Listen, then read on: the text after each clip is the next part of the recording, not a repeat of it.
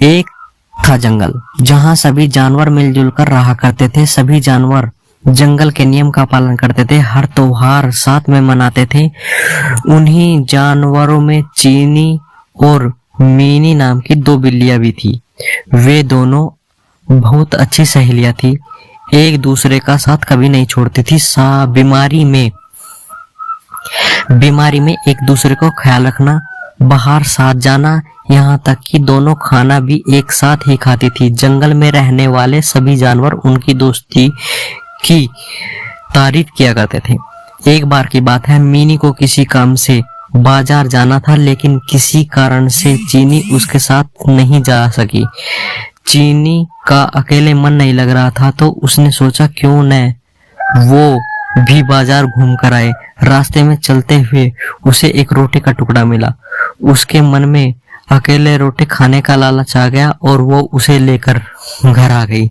जैसे ही वह रोटी के टुकड़े को खाने वाली थी, तभी अचानक मिनी आ गई। मिनी ने उसके हाथ में रोटी देखी तो उससे पूछने लगी, चीनी, हम तो सब कुछ बांटकर खाते और तुम तो मेरे साथ ही खाना खाती थी, क्या आज तुम मुझे रोटी नहीं दोगी?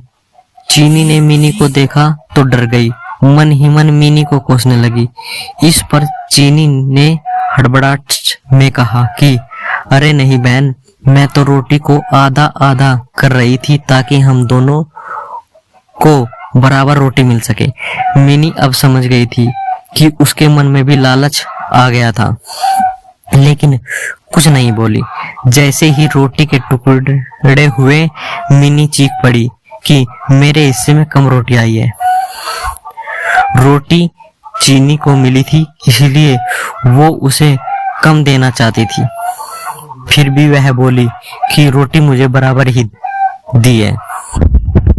इस बात को लेकर दोनों में झगड़ा हो गया। धीरे धीरे यह बात पूरे जंगल में फैल गई। सभी जानवर उन दोनों को लड़ते हुए देख रहे थे।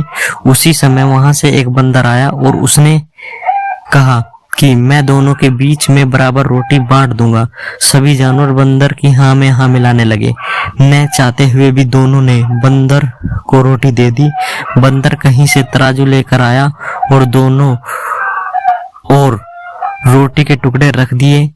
जिस तरफ वजन ज्यादा होता वो उस तरफ की थोड़ी सी रोटी यह बोलकर खा लेता कि रोटी दूसरी तरफ रखी रोटी के वजन के बराबर कर रहा हूँ।